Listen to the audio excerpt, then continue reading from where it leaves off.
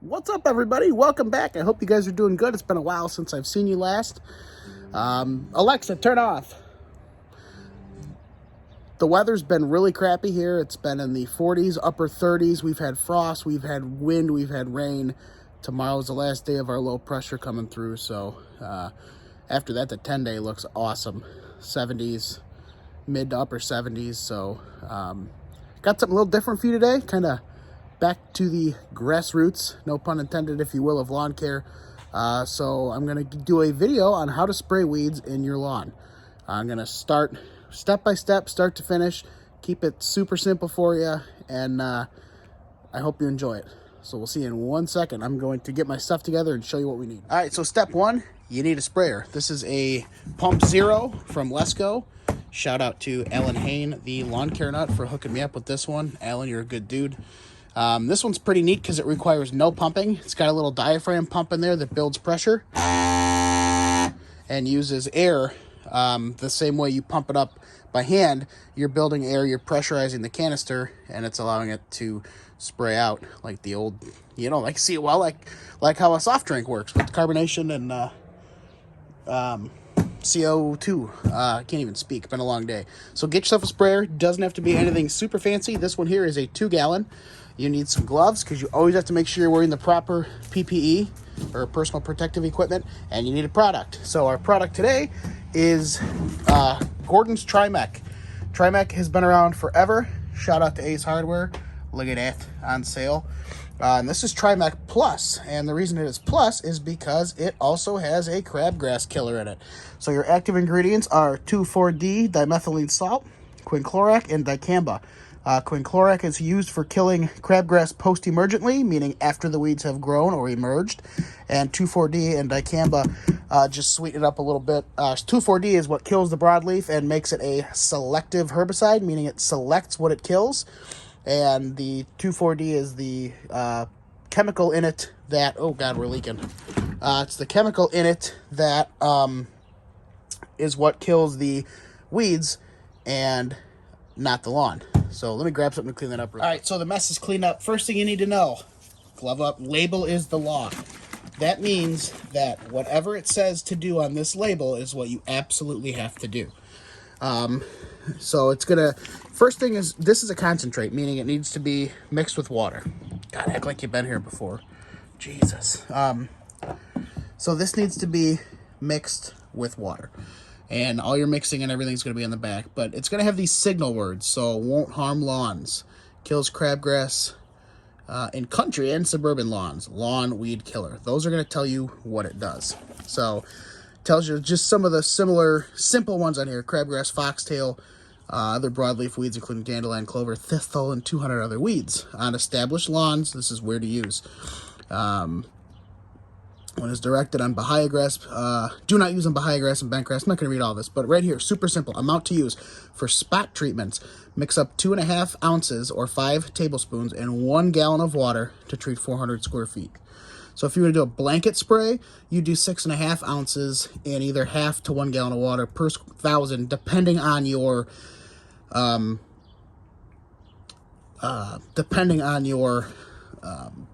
area to treat, or how strong you want it, I should say. I can't even speak.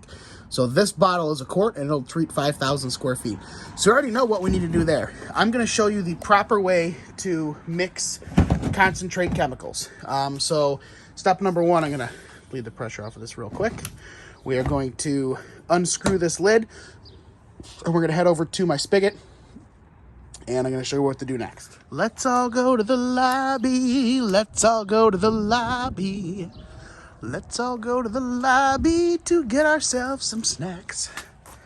Oh, hello. All right, so we're going to set this mother chucker down. We're going to go turn on the spigot over butter. I ain't going to turn it all the way on because I don't need the wrath of full city water pressure. Anytime you are mixing any concentrate, you want to go halfway with clean, fresh H2O. So you're going to fill your container up halfway with water.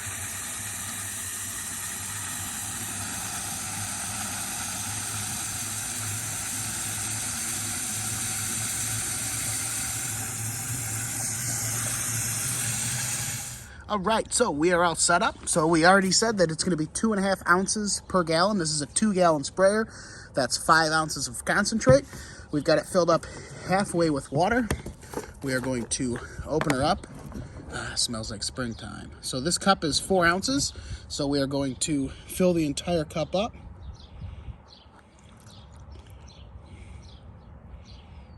So there's 4 ounces. Be careful when you're pouring so you don't spill. And now we just need 1 more ounce. And I got a trick up my sleeve for all you kids out there watching. There's our 1 more ounce. You always want to rinse your cup when you're done, which I'll be doing off camera in a minute. This is awesome. This is a surfactant. There's a rabbit. Squirrel. This is called Turbo Spreader Sticker by Bonide. You could use baby shampoo, you could use anything. And what a surfactant is it helps the weeds stick to the waxy leaf surface, to the cuticle, and it helps it break down easier and penetrate the cuticle on the leaf. That's kind of the defense mechanism of some of these broadleaves. They're oily. You just put like a capful or so in there, and it is a surfactant. So it basically makes the water wetter or makes it stickier, is a good way to put it. So we're gonna close these up, rinse our cup out, fill this up. You're gonna gently agitate it, not shake it, just stir it. Since you've got that water in there already, it A, minimizes splash back at you, and B, it helps it kind of already start to mix up a little bit. So let me put these things away here, and then I'm gonna put on a fresh pair of gloves, and we're gonna go across the street to Project Longini's house. We're gonna do a little spraying and praying. See you in a second.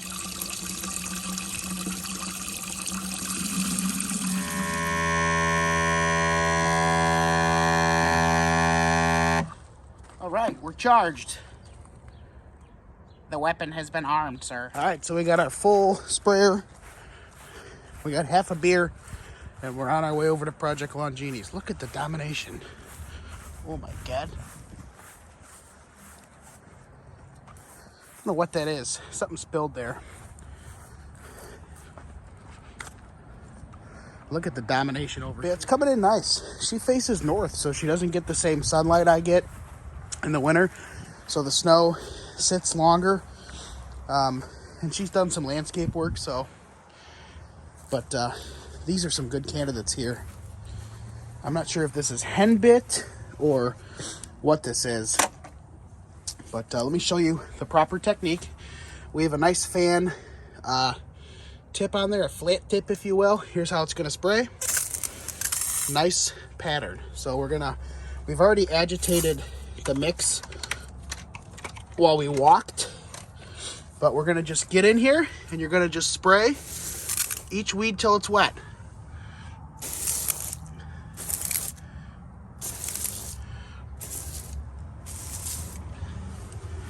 And it doesn't have to be anything like crazy.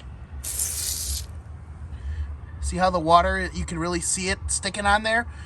That's from that surfactant. That's what you want.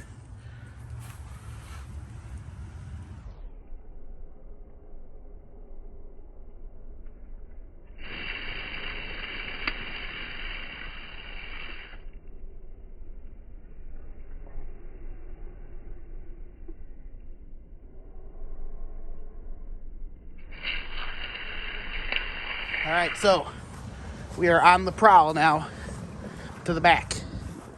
Oh, wait. You can see this is some death from last time we sprayed. Here's a cup. That's one that got hit good. Look at that. Solid. There's one that snuck away. You always want to be careful around other broadleaf plants. So just a quick shot of this guy. We don't want to hurt her flock. So everything else looks great though. Pretty much weed free. Love to see it this time of year. Minimal weed competition means that the grass can fill in and thicken up, which basically creates a weed-free lawn by good cultural practices and building up your target crop so that it can stand up to weeds. So All right, we're gonna go right back. So you got the gist. I'm not going to show you this hill. The hill's over that way. The hills have eyes. So, spray them till they're wet. Don't go crazy.